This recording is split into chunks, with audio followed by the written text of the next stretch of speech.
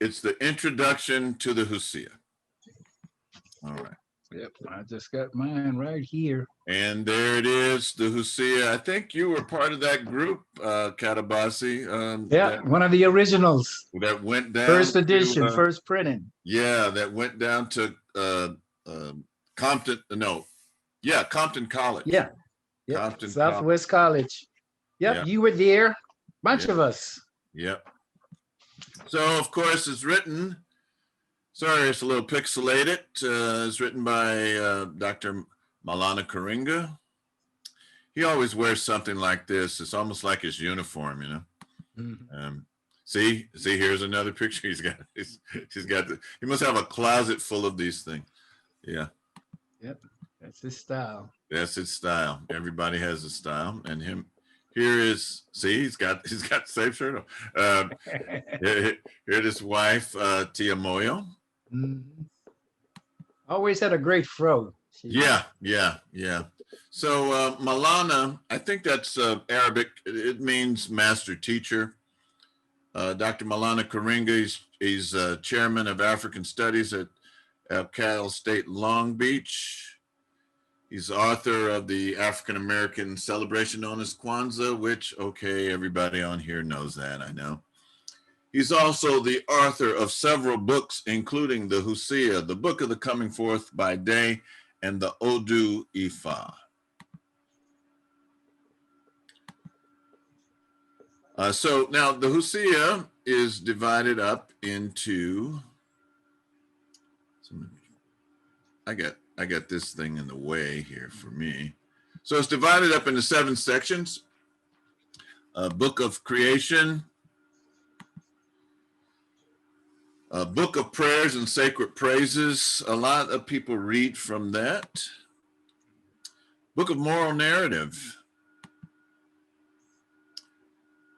Wise instruction, contemplation. Books of contemplation, declaration of virtues, rising like Ra. And he has a nice kind of intro in each section, gives a good intro. So the book is called Husia, and it's taken from 2 Cometian or Kemetic words, which are actually Neteru. Western scholars call them gods. And Hu means authoritative utterance. And Sia, exceptional insight. So when you are thinking about Baba Jahi's wife, Sister Sia, that's what her name means, exceptional insight. And this is how you would write Hu in Medu Neter. Here, this glyph here, this twisted flax, which we're going to talk about a little later, is the H sound. And this quail chick is sometimes it represents a W, or sometimes it represents just a single U. And then this is how you would write it, kind of shorthand. And this is how, so that's Sia, just those 2 glyphs. And if you put, you know, like somebody behind it, you know, that's just giving it an emphasis. So Husia, Cometian spirituality identifies the abstractions personifying respectively creative mind. Minister Ahmadi, I'm sure you could relate to that, or authoritative utterance, and perception or intelligence. They were all essential forces in creation and the continuance of the cosmos. Hu and Sia served as crew members on the solar bark of Ra. They were represented in as a bearded man, also served as beards of the eye of the god Hor or Heru. Now, a lot of times we want to say Haru. It sounds good in English, but originally it was just whore. But in English, that has a different kind of connotation. And in some instances, it just meant the boy. So in the text known as Memphite theology, they are personified, Husia are personified as the tongue and heart of the Neter Ptah. They were also regarded as being two distinctive attributes of the Perah. Can anyone tell me when I say Perah what I mean? Pharaoh. Why is it Pharaoh? The house of Pharaoh. Okay, you're getting closer, getting warmer. Is it the house of fire or something like that? The house of fire or light? Okay, that's the Perneters, actually pyramid means fire in the middle. Sometimes it means house of fire.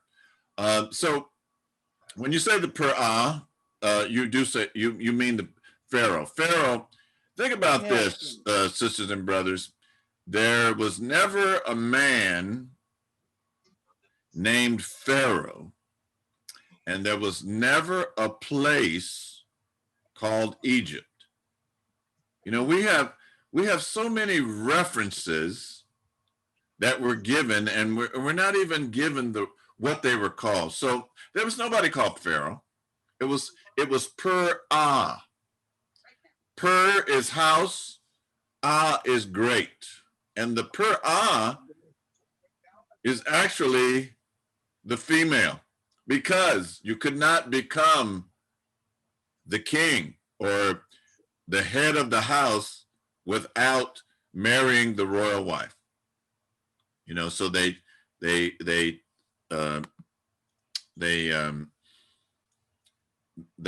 decided lineage matrilineally, not patrilineal.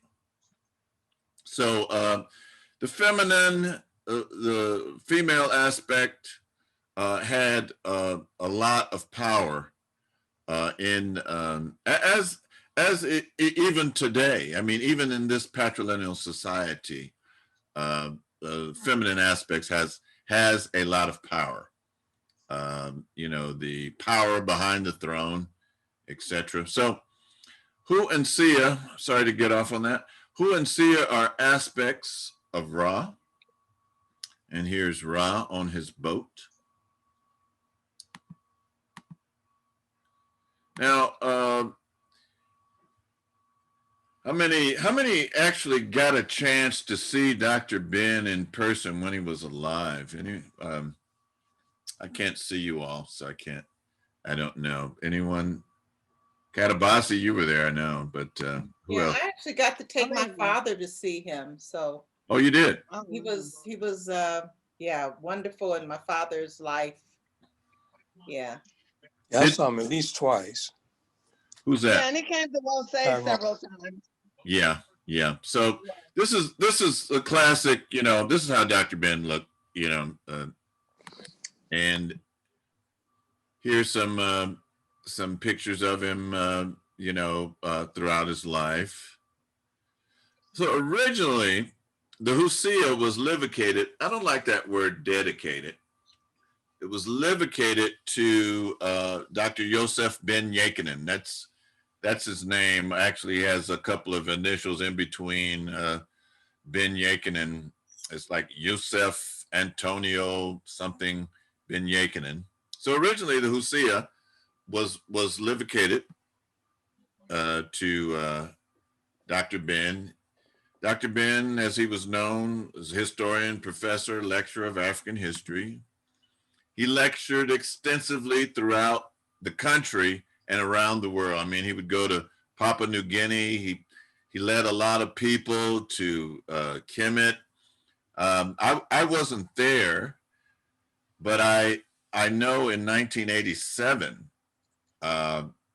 they had like 1,000 people go to Kemet. And I remember the Holmes family was part of that group, and some other people from Wosay were part of that group. I got a chance to travel there with him in 1981. Dr. Ben lectured extensively. He was recognized around the world. And one of the questions that he would posit to his audience was, "Where is your book?" Meaning, the so-called three major Western religions have their book. Where's the one for African people? You know, the Jews have the Torah, the Christians have the Bible, the Muslims have the Quran. Where is your book? Because he would give you all these facts, and he could keep you spellbound just listening to his lecture for 2 hours. And you would want more, and then then he would say, "Where is your book?" And so Dr. Karinga answered this challenge.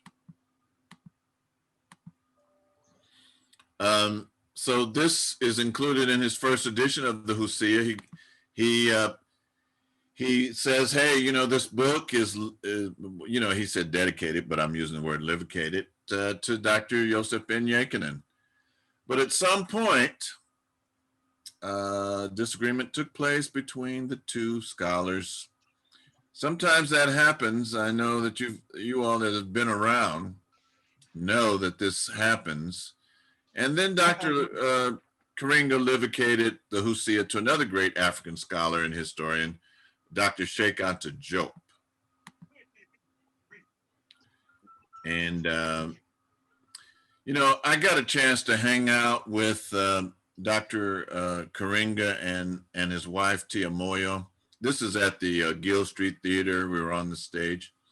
And, I wasn't really going to get up there. And his wife said, "Come up here." It's like, I was like a bodyguard. So I was prepared to take a bullet for Dr. Karinga that day. So fortunately that was unnecessary. But, I got a chance to talk to him. I was driving him and his wife around. And so I just picked his brain and asked him a lot of stuff. And he was very gracious. And, he called me. He called me the next day after they got back and, thanked me. I found him very warm and, engaging person. So that's why, I asked him, I said, "Hey, why'd you take Dr. Ben out?" And he said, "Well, Dr. Ben asked me to take him out. And so that's what I did." And so he livicated it to Dr. Sheikh Anta Diop, the great Senegalese, he had so many disciplines. He was over the radio carbon dating lab in Senegal. He was a linguist. He was historian. So many things. I believe there's a Sheikh Anta Diop University in Senegal. It should be.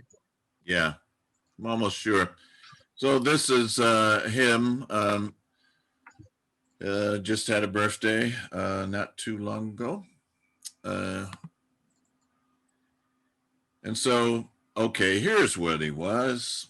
It's all here. It's all falling out of the sky. He was a historian, an anthropologist, a physicist, a politician. He studied the human race origins and pre-colonial African culture. So we went from one great scholar to another great scholar,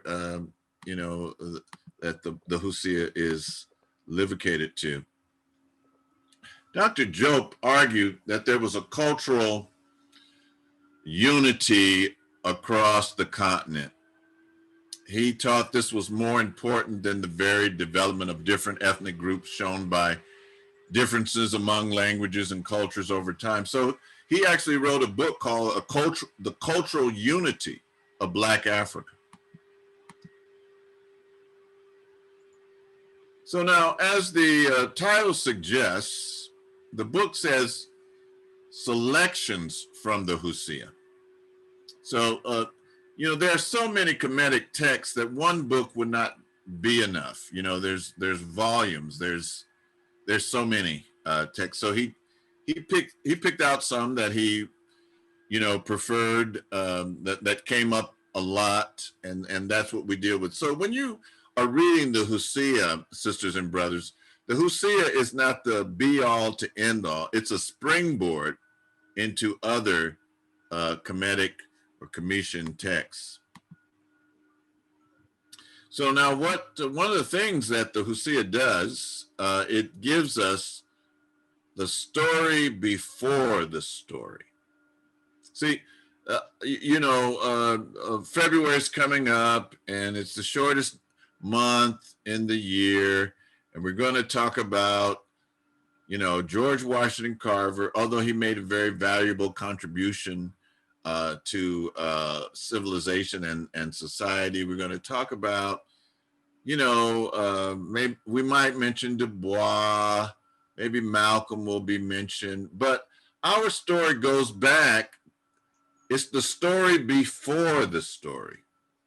So think about that. Pick up on that. The story before the story. So in the book of, I don't know what happened there. For some reason, now Kalahari has started sharing his screen. What happened? How did that happen? I'm going to have to stop it. I don't know how that happened. Yeah, because I actually got lost. You were breaking up and mine cut off and then cut back on by itself. Now can everybody see that? Weather. It could be the I weather. can see you. I can, I see yeah, I Nagina can now. see you. Right. We don't see the screen sharing. Nothing See you. sharing, just your camera. Nothing is sharing. My goodness. Okay. Let me go back here. What did you do, Kalahari? What are you doing, man? What's happening? Okay, let's try it again. Can you see that now? Can you see my screen? Yes. Okay. All right. Now, where was I before I was so rudely interrupted? All right. That happens. It's Zoom. So the story before the story. And Gina, I'm hoping you can see this as well. So in the book, he has the books of knowing of creation show the story before the creator. Now think about that. Africans were dealing with the story. They were dealing with creation before the creator. It deals with the concept of creation before humans, before Neteru or powers of heaven were created. Oh my, because it deals with this concept of Nu or Noon. These squiggly lines, just if you see a single one, that means the consonant N. So we are led to believe. I say that because, we act like we have deciphered the Medu Neter, and in many respects we have, but there are so many layers to it, and there is like a meaning to it that, it's just a very plain, in your face view. And then there's like a hidden esoteric view of it. So, but we're dealing with this concept of noon or noon. And so, so in the ancient Commission accounts, the original amount of land comes forth from the waters of Noon. The Noon is the source of all that appears in a differentiated world, encompassing all aspects of divine and earthly existence. In the Enad cosmology, Noon is perceived as transcendent at the point of creation alongside Atum, the creator, God. So, any questions on that? I've said a mouthful there. Anyway, anybody want to tackle it? Let's pause for a moment. What do you think about that? Anyone? I love the concept of new. I have said for years that the consciousness and the God thought, for lack of a better word, had to be there before anything else was. Because if it wasn't, then when the Most High came, he wouldn't have known what to do. So consciousness had to be there first. And I'm a Star Trek person. Oh dear. And I remember one of the series where there's this murky, dark water, and this body raises out of it. And that to me is the creation story. It had to be consciousness before there was anything else. Okay. Or some kind of intelligence. Okay, I'm gonna come back to you, Minister. So I think Amadi, then Kalahari, and Isali, your hand is always up, so it throws me off. But go ahead, Amadi, and then Kalahari. Oh, you heard my mind clicking, huh? Yes, I did. Yeah. Yeah, I have a interesting, I think, thought about the waters of noon. Water is a symbol for the spirit, but also for women, for a woman. And when a woman gives birth, her water breaks. And so I've always thought of the waters of noon as being really a feminine energy. Everything is born of woman. And if you looked up the Hebrew words for Holy Spirit, it's a feminine word. So just something to think about. Now I know that our ancestors connoted that noon was a masculine, was a male, right? With the beard and all that. Yeah. However, I think that, and really looking at it from a natural perspective, and all male, and so every idea, that which projects like a seed is masculine. So the idea of the noon could be masculine, but its real essence to me is feminine. So I just wanted to share that, something for food for thought, food for thought. Everything is born of woman. Okay, Kalahari, then Tyrone. Go ahead, Kalahari. Take yourself off mute. There you go. Oh man. This is kind of like a Star Trek episode. Which one is this? Oh no. Oh yeah. Yeah. Anyways, there's some Go interesting ahead. stuff going on. Go to the next person. Okay, Ty, go to ahead, the man. next person. I got a problem here. Go ahead, Tyrone. Okay, yeah, with me, I was thinking about along the lines of the Kabbalion, where all is mind. The universe is mental, and we exist in the mind of the all. When I think of noon as the unconscious, which is infinite. Like, I've spoken this before. Like Go to the next person. We have our unconscious mind, and it seems to be a source of infinite ideas, infinite everything. Our unconscious mind seems to be infinite. Go to the next person. And I see noon as being like the infinite mind, the unconscious mind of the creator. So that's my spin on noon. It's being like the unconscious mind. This is great. This is great. This actually, we're coming to there. I don't want to prolong it, but okay, I guess I'll call you later, Ngina, because I watched a lot of Star Trek, episodes and stuff. So the one that you're talking about Star Trek: The Next Generation, where they go to this planet and this big kind of like oil slick raises up out, and that's one of the most racist ones, because on that particular one they say that all the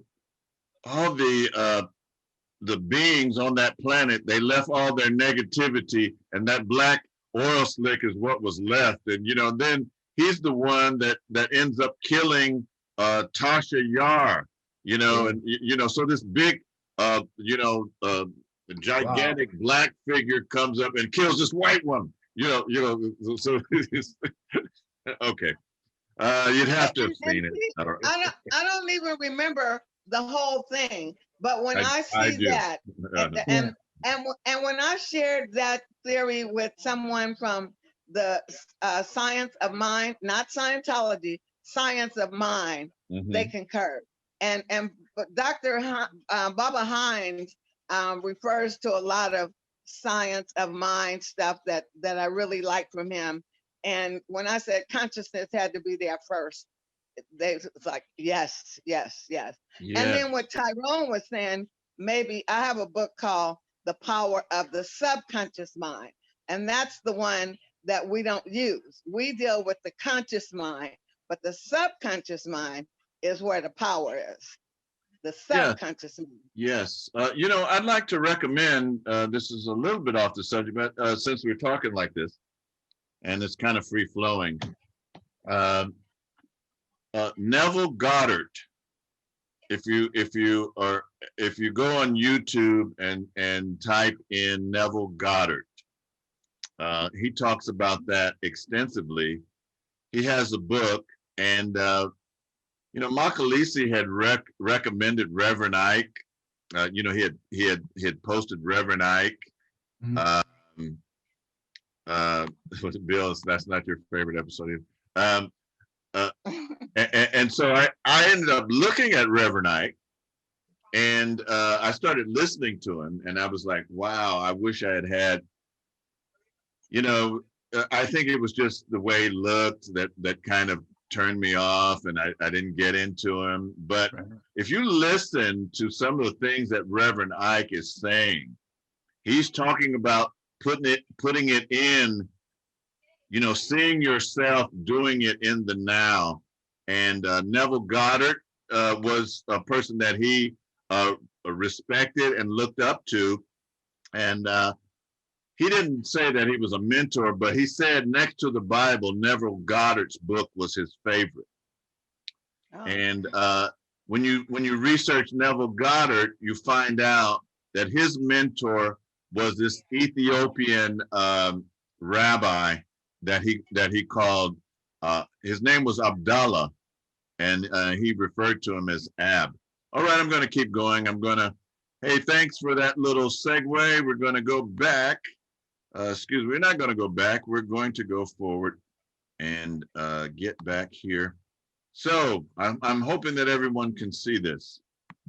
Going to keep going on this. So the primordial ocean, before the world was formed, before what was said to have come into existence, there was something that the ancients along the Nile called the Noon.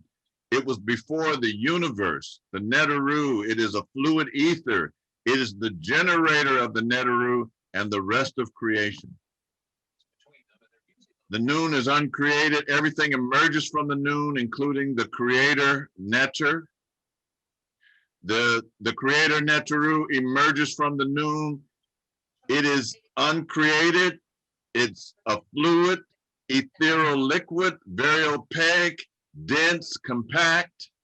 It is the cause, the reason, the foundation, and the home of all subsequent becoming.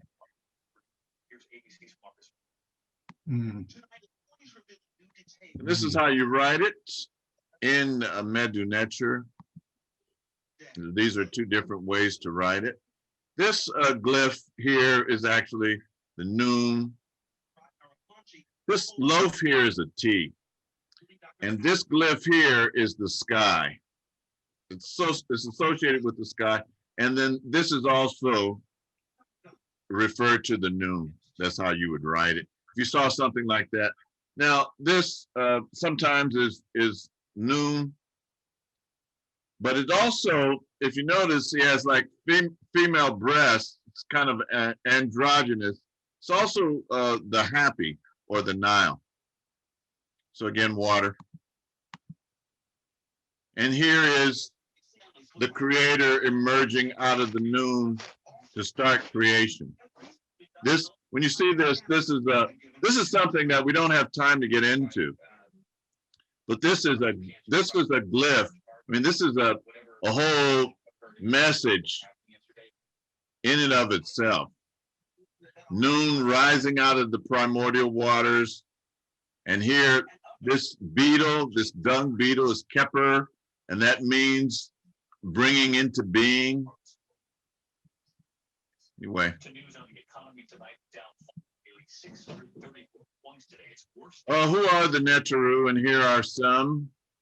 There are about 360 Neteru here, just for grins. You know, usually you can tell it's a Neteru by what they're carrying. So they're usually carrying either the Waz staff or an Ankh. So this Neter with the plumes is Amun.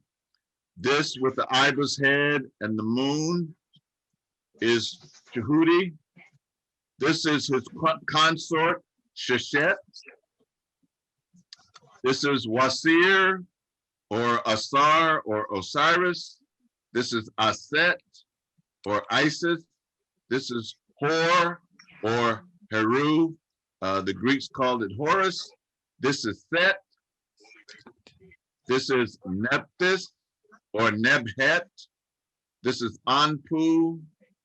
And this is Amet, the eater of the dead. You see Amet at the judgment scene if you don't weigh out, you know, and he's really, you would hate to see him because he's part crocodile, lion, cheetah, hippopotamus. So good luck with that. This is aspect of the boat of Ra. Sorry, it didn't come out so clear, so I'm going to pass it. So the term, so this is what Dr. Obinga, who was a protege of Dr. Sheikh Joke, he wrote a book called African Philosophy, and on page 541, he says, originally the word neter meant the awakening of higher consciousness within the primordial essence of noon, with created beings extending the creator's creation daily. So I'm going to stop there. See, this is Amadi and Ngina. This is Dr. Obinga. I don't see Ngina anymore. But I'm here. Oh, there you are. Okay. Yeah. You know, this is what Dr. Obinga is saying that the Neter are. You know, it's the creation coming out of the noon, expressing the creator's creation on a daily basis. So normally we think of, you know, the sun rising every day, rising and said that's creation, but also somebody in the mind, somebody thought to create this application called Zoom. You know, in the mind, all of these things start in the mind. All of these things start in your thinking about it, and you're bringing it into being from the unmanifested state of noon. Actually, we're in the noon now. The noon is not something that's you know, outside or way in the cosmos. We're in the noon right now. Right now. Right now. So that's the Husia contains the books of knowing of creation. Anybody want to add to that? Akanke, you're kind of quiet, birthday lady. You got anything you want to add, intelligent person? No. I must confess. Oh dear. I had to go away for a minute. So no, I'll keep listening. Well, this will go hard on you at the inquest. That's coming up. So all right. I'm going to keep going. I'm not sure if this is interesting to people, but I'm going to press on.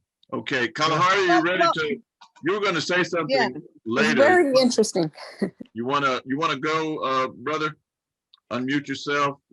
Maybe there won't be a feedback because you had something to say. Okay, that means no. All right. Okay, I'm gonna go back. Let me check. No, I can say something. Yes. This is Asali. Sorry, not too presentable right now. Go ahead. Go ahead, Asali. No, I just thought that was pretty cool to even think that we're still in the new right now. So I just imagine like we're continuing to manifest. So we have to start somewhere. and now we're continuing. It's just how I could just imagining, like, if everybody understood how divine they were, all the amazing things we could continue to manifest, and especially, you know, with uniting, we could manifest amazing, you know, a peaceful world. So I think that's pretty cool. You know what? You okay, we can stop now. Right there, yeah. She's grasped, she's capitalized the whole thing. That's Mhm. exactly the point. So I see here that we got the correct spelling of Neville Goddard's name for Bobby. And Minister Amadi is talking to you, Sister Ngina. He says, yes, Sister Ngina, I was ordained as a science of mind minister prior to coming into Yes. awareness of my African self. I found out that metaphysical teachings can be traced back to the Shabaka text in ancient Kemet, the oldest recorded document about the power of the created word. So it's just all related, sir. Thank you for capitalizing that. I'm going to move on. I'm going to keep going. Not that I like to hear myself talk, because really I don't. But I'm going to keep going. All right. Okay. I think, where was that? I'm going to skip around. So we mentioned, let's see. I think we're here. Yeah. Oh, yeah. Yes, this is where we were. So he said that the word netter meant the awakening of higher consciousness within the primordial essence of noon, with created beings extending the creator's creation. This is what Isali said. This is what is taught in science of mind. This is what Neville Goddard is speaking about. This is what his mentor Abdullah was talking. This is what Reverend Ike was talking about. All right, let's see, keep going. As the sun is ceaselessly born and reborn from its own energy, this is a philosophy that exalts life in the name of cosmic order. So that was a quote by Dr. Theophia Obenga.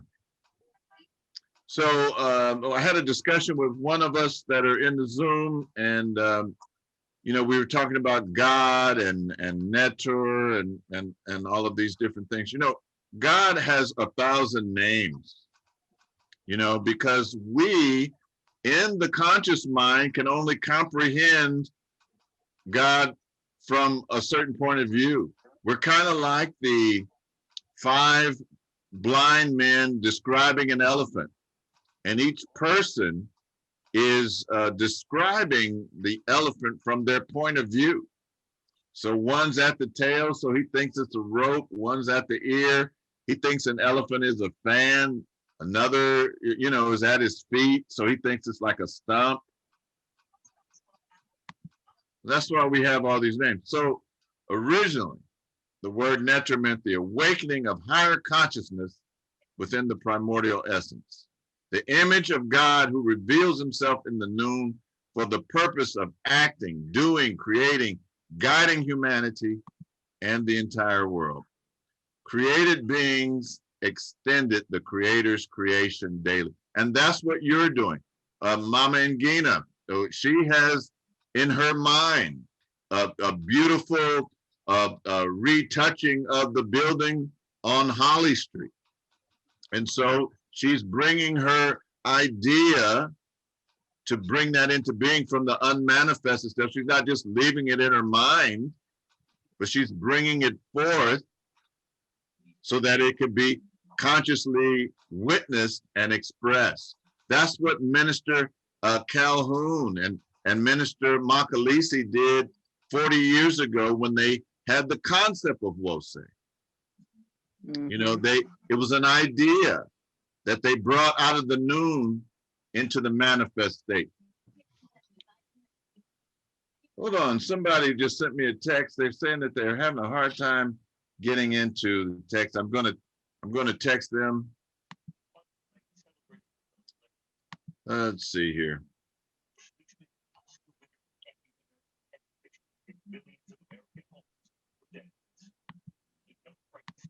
Let me speed up a little.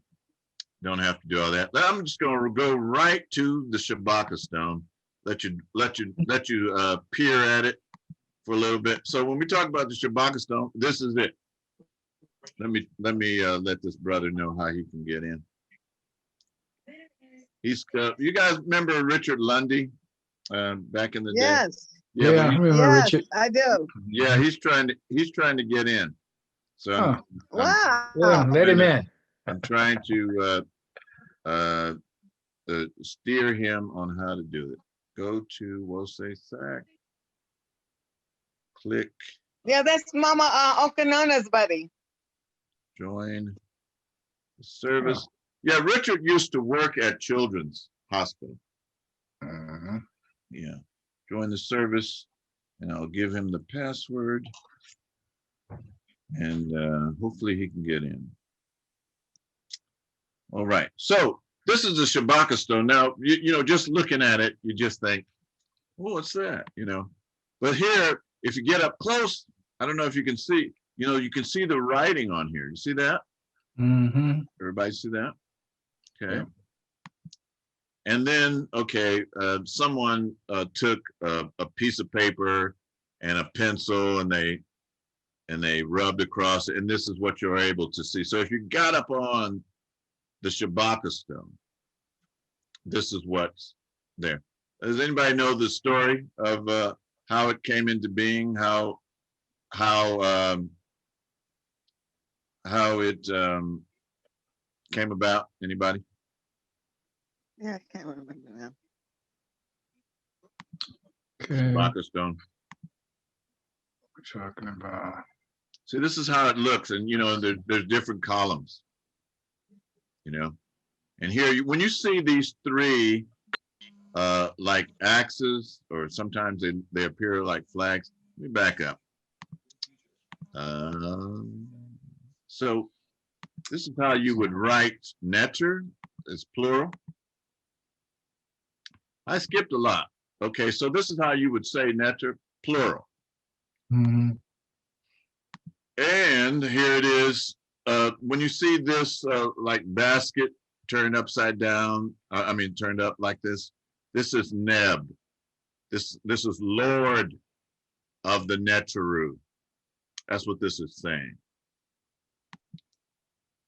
And so now this Jewish brother by the name of Stephen Mailer wrote a book called From Light to Darkness, and he also wrote a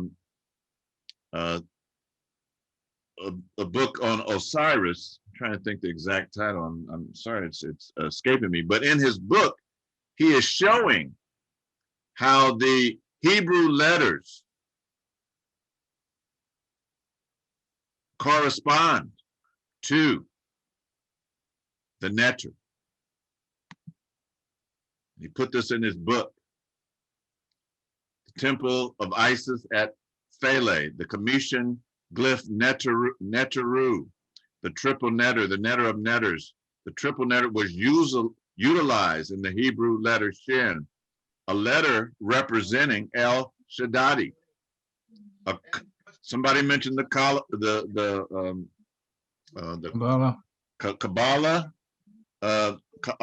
You know, so it's a Kabbalistic name for God.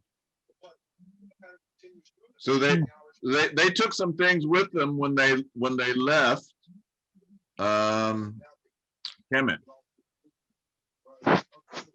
Okay.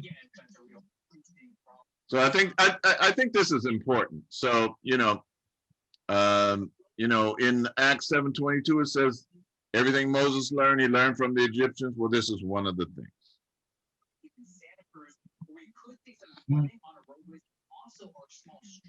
So Shabaka stone, there we are.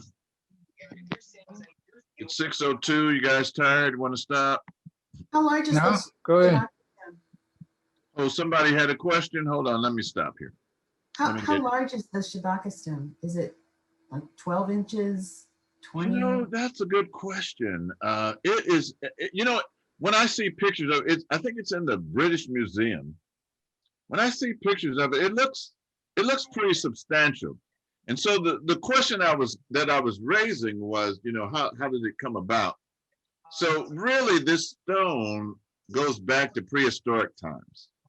But when this Per'ah,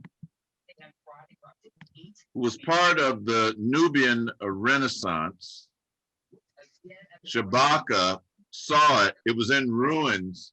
And so he said, you know what, this is something from my ancestors from the ancient times. This needs to be restored. And he has a very interesting headdress. He has the double cobra on his headdress. So this is actually a statue of Shabaka. That's a good question, Debbie. I'm not sure the exact. Imhotep, so does that say per Shabaka, that's the great house? Yeah. Yeah. Okay. So when, at the time of Shabaka, so you know, his predecessor was Pianki, and then his descendant was Taharqua. Those are the main ones of this Nubian Renaissance in the 25th dynastic period, and it's taken from an older work that goes back conservatively. It goes back much farther than this. I'm talking like maybe 50,000 BC, but conservatively 4100 BC. And that's the Shabaka stone. Oldest writings of creation refers to an aspect of creation called Ptah. So we're going to talk about Ptah. This is Ptah. Here he is again. And here he is again. So you can see Ptah's name written right here. P-T-H. P-T-H. And he's usually carrying this Jed and Was combination staff.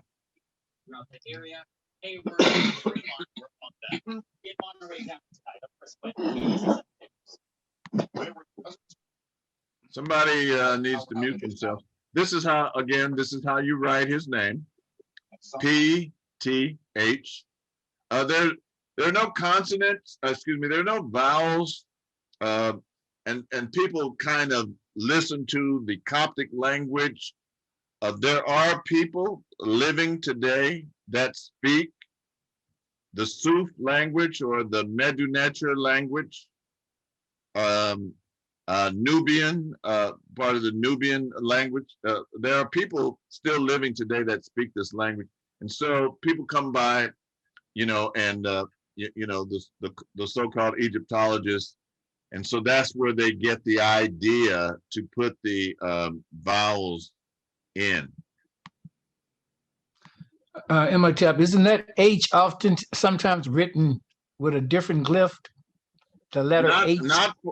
There is an H that's written with a different glyph, but not in the case of how Ptah is written. Good question. And now when you compare, you know, that H, since you mentioned it, are you looking ahead, Katabasi? Is that what you're doing? You see how it looks like the DNA symbol, you know, and Ptah means self-created. You know, there are wheels within wheels. There's symbolism that our ancestors were using that only now in the 20th and 21st century are people beginning to understand what they saw, what they knew. Mm-hmm. So it strongly resembles the DNA structure. Sure does. And when you, here's Ptah with his consort Sekhmet. Ah. And Ptah and Wasir strongly resemble the Oscar. Mm-hmm.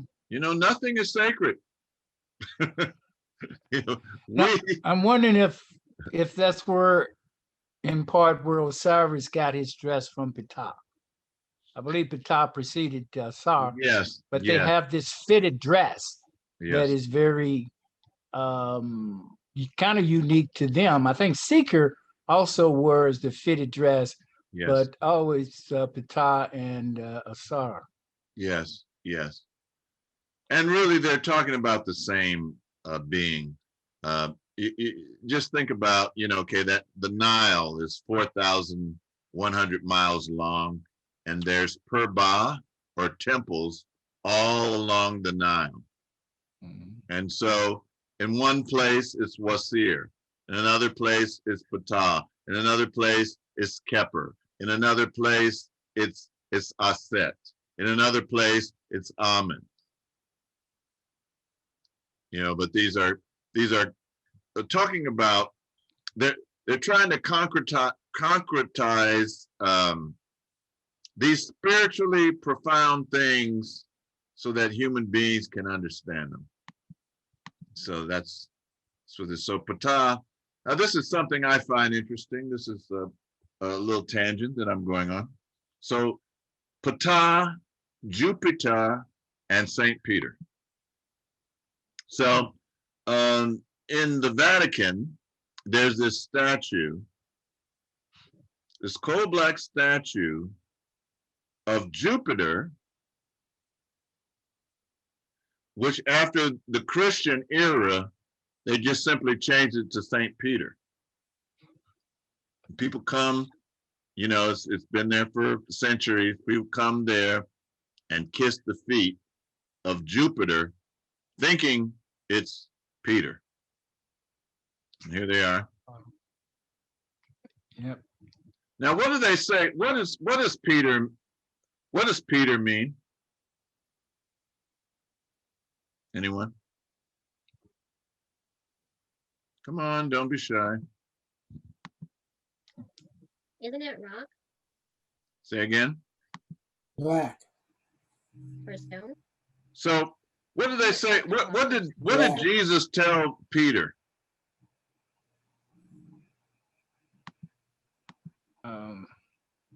He said, "Upon this rock, I will build my church." Yep.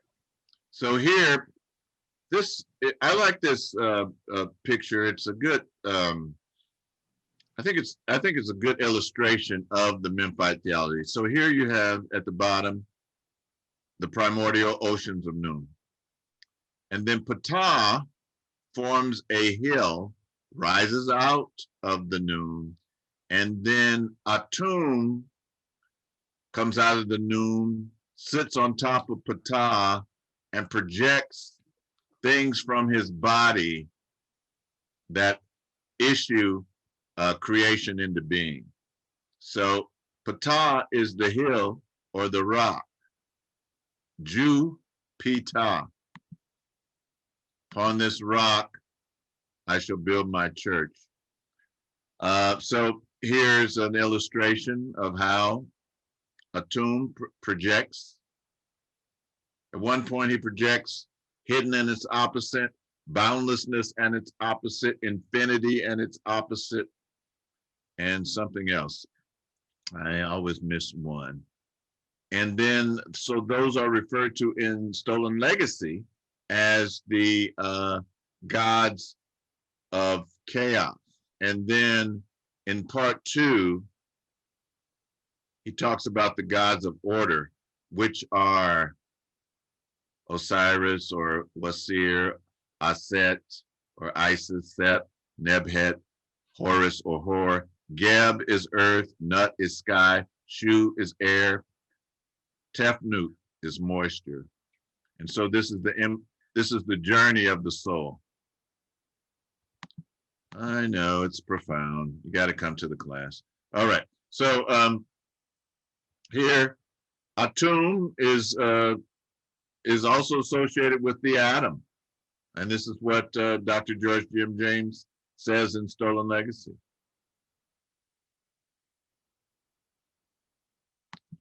All right, nobody's, I can hear you breathing out there. So, all right. Ta again. I did have a question. Yes, please. So excuse my ignorance about this, but when I saw what Ptah was holding, it made me think about what's on the sash for Wose. Yeah. Is that, what exactly is that? I've been meaning to ask. I know the unc's on there. Oh, that's a good question. So what that is,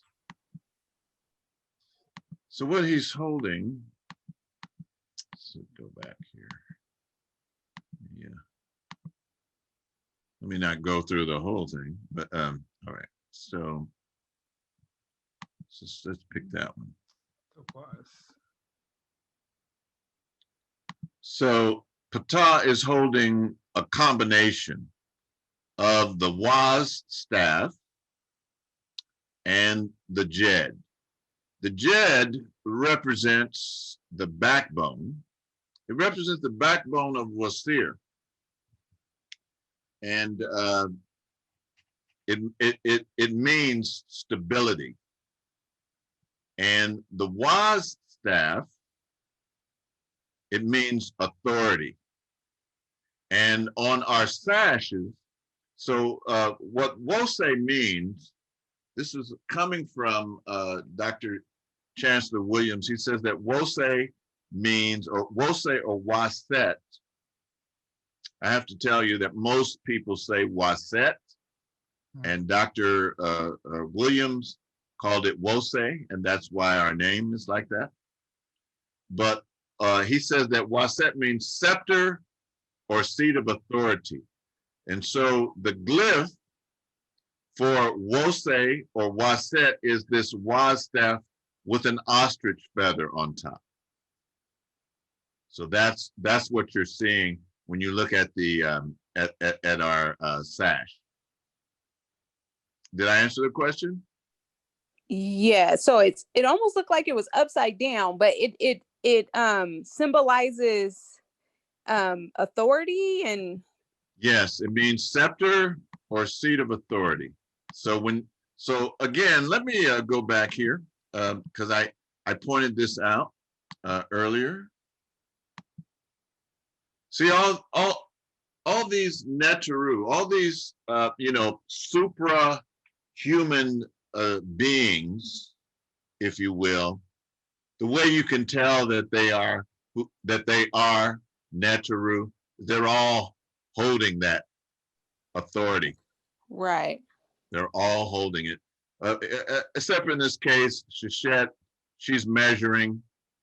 I guess you can't hold two things at once, but just about everyone is holding this symbol. Now the wasp that appears on the scroll is an animated version, so it looks a little different from the wasp. Okay. It was the best way that they could do it, and make it in kind of like that print. So it has the wasp staff and an ostrich feather at the top. Oh, okay. That's the way it looks. Okay, I'm gonna go back here. We're gonna close out. Thank you for your patience and good questions and good observations, everyone. Sometimes Ptah is referred to as Lord of the Blue, and he'll have now this is coming from King Tut's tomb. He'll have a blue cap on, or sometimes he's painted blue. In this case, he's painted green, but we always know it's Ptah. He's always kind of mummified. It's kind of representing, the human spirit encased in a body. We're not as free as we would be in the spiritual realm. in this body, we are, you know, not as free as we would just as a spirit. And so that's what Katabasi, that's what Wasir and Sokur and Ptah represents. That we need to,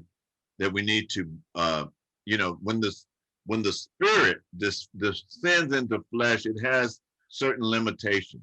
That's actually what they're talking about in the story of Samson and Delilah. Because Samson represents the sun. And when the sun goes into matter, its power is shorn. It's not as strong as it would be before it entered the physical. Right. So Right. I'm hoping I'm making sense. Yeah, yeah. Yeah. So here again, so in that staff representing stability. Here's is maybe a little bit better illustration. And you know, notice these rings. You know, our people still wear this in South Africa and in various other parts of Africa. The royal color. Mm-hmm.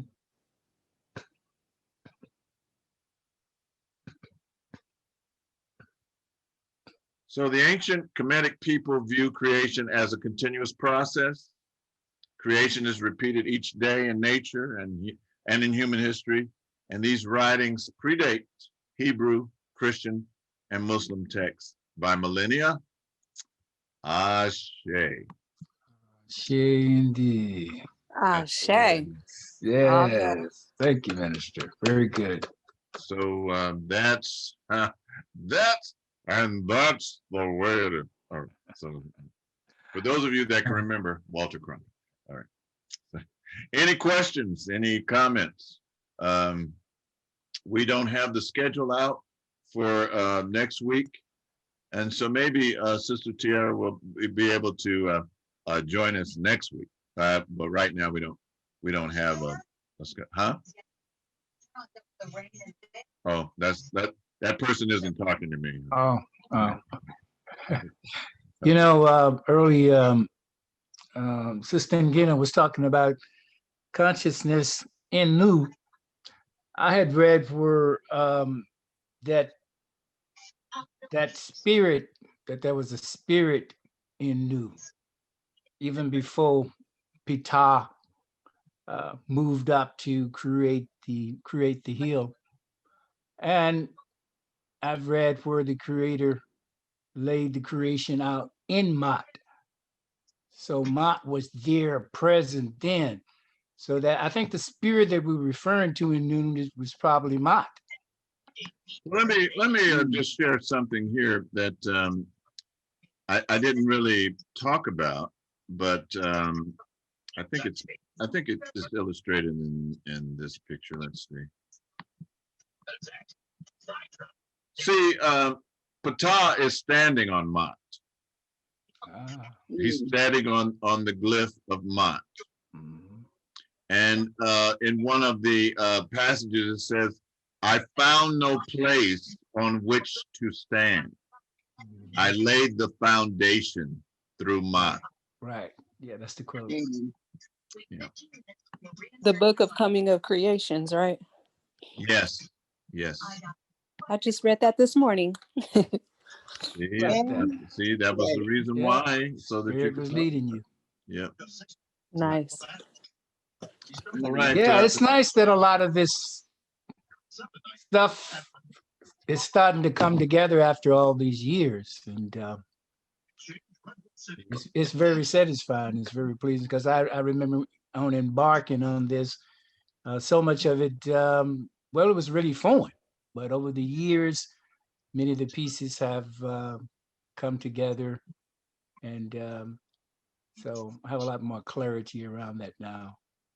You know, also, Brother Katabasi, that the chapter 8 in Stolen Legacy explains a lot of it as well.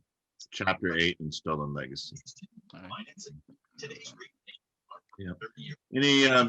Any comments at 6:22? We don't have to go all the way to 6:30. We could leave early if you want.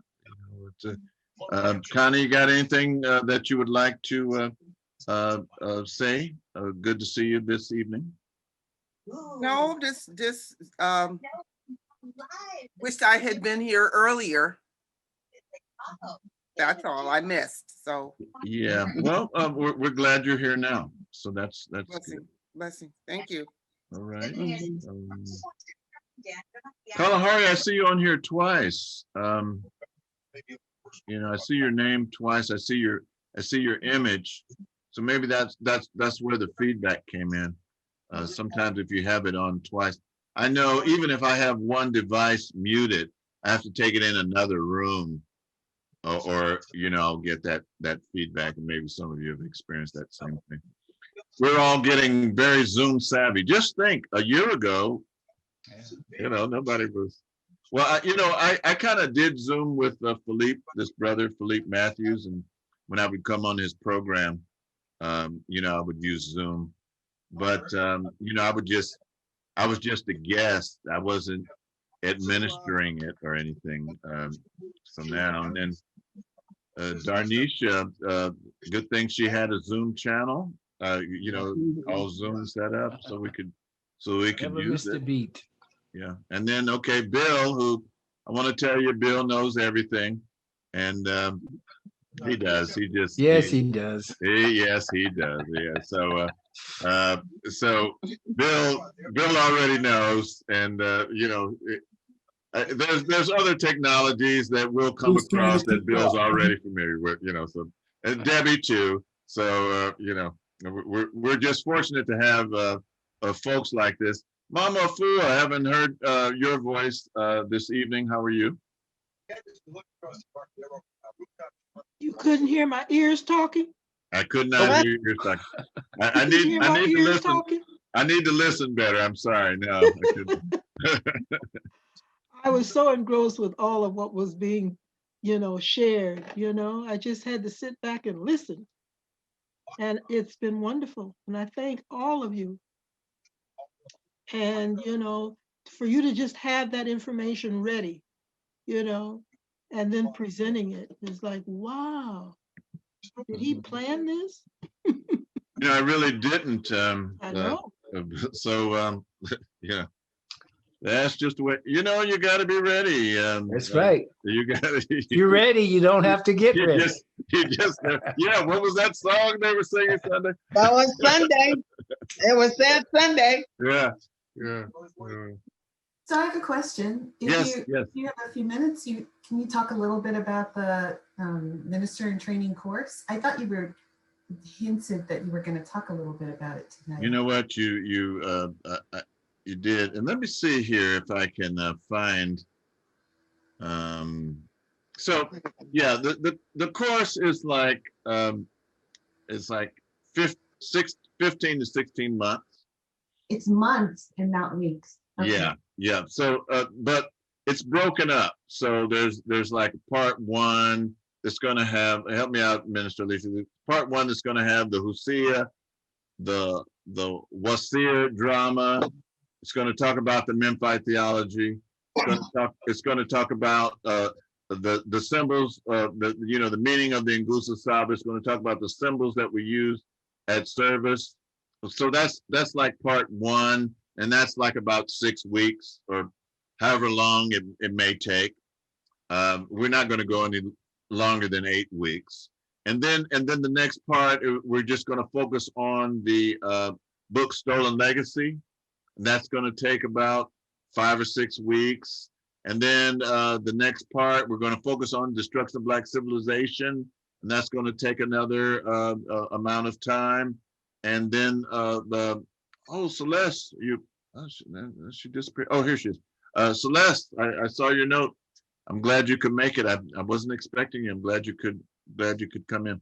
And so we're just going to take each aspect. We're going to ask you to write about different things. I'll send you a copy of the syllabus. I'm sorry I don't have it right now that I can pull up. Maybe Minister Alicia does, and she can share her screen. I don't know. What do you think? Would you share a copy of the syllabus with some of us? Yes. So I will send it to the elders, Oakland and Kalahari and Tyrone. I have your address, Celeste, and I have your address, I believe, Asali. But if you wouldn't mind putting it in the chat, I'll send it to you. I'll send you the syllabus. You'll know what's going on. There's some people that want to become a Wose minister. Why should me and Minister Alicia have all the fun? We need more ministers. As you can see, and as somebody made a reference to today, I'm not getting any younger. So, So is it every Tuesday then? you know what? It's going to be every other Tuesday. We're going to have like 3 in sessions, and then it's going to be a session away. For you to contemplate or write about, various aspects. And you of course can reach out to any of us if you have questions. Am I answering these questions correctly, Minister? Yes, that's what was said. Okay.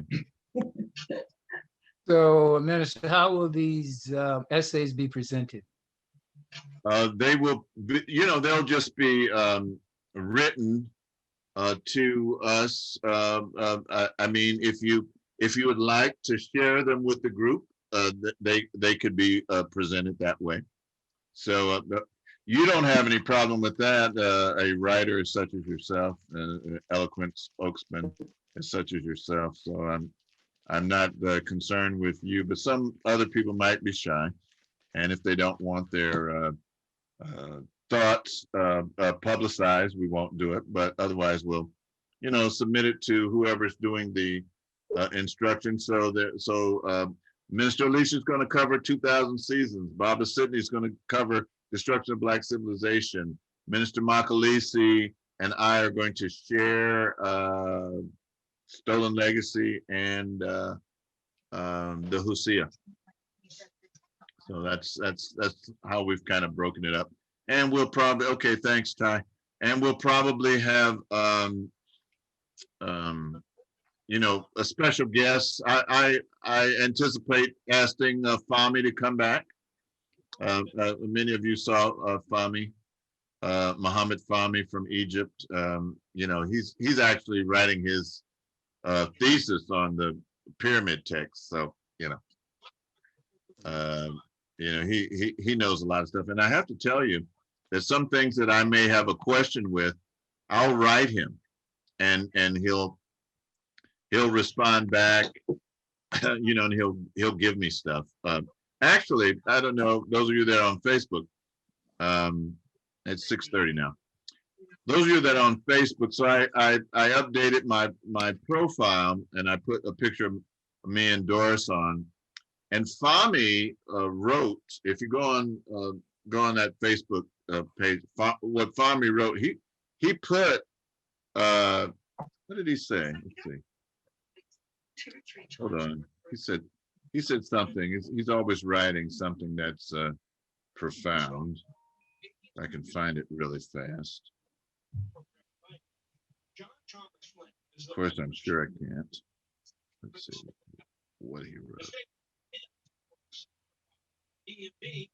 I don't know. If you look on it, if you look at his response, he actually wrote Medu Neter at the top, and it was like love, eternity, and I mean, so he's just so fluent in it. I might ask one of our scholars, Professor Smalls, to come in and do some things. So it's a communiversity, and some people are going to be ordained, and some people just want to have the information for their own knowledge. So that's the way we're working the class, and we are committed to go the full 15 months. All right, my friends. it is, oh, hey, wait a minute. So here's what Fahmy wrote. He wrote Simantawi Meretu Dijet He. And what that means is united and joined in love, affection for eternity, earthly and heavenly. Beautiful. And then he put the Medu Necher over our picture, so I mean, that, gotta love that. Yeah, it's nice, man. Nice picture too of you and Doris, Sister Doris. Yeah, the old couple there. All right. So, hey, thanks everyone for coming. Of course, I've enjoyed you, and I'm going to work on getting Tiara for next week. Otherwise, you might have to suffer with another one of mine. So maybe we should do that spoken word. Katabasi, maybe we should have some ready to go. We were discussing that. Katabasi is a poet, and we have some other people. Minister Alicia, I wish you could find, this is before you became a minister, you know what I'm going to say. Years ago, we used to do retreats at Mount Shasta, but that particular year, there were fires, and so we ended up going to South Shore at Lake Tahoe. Minister Alicia wrote this beautiful poem that she cannot find. It's called "To Be a Wose Minister." And this love to hear it. Yeah, and she can't find it. So let's try to bring it from the unmanifested into the manifest state, as we talked about today. But it was such a beautiful. I should have grabbed it right then. Wasn't thinking. Anyway, if there's no other business that we should be thinking about, talking about, or doing something about, Baba Jeff, thanks for giving me the video that you sent. And you're, hey, you guys keep the church going. I appreciate all of you, new members and old members alike. All right, one love, one heart. Uncle Job Seneb, Kwaheri, and as they say.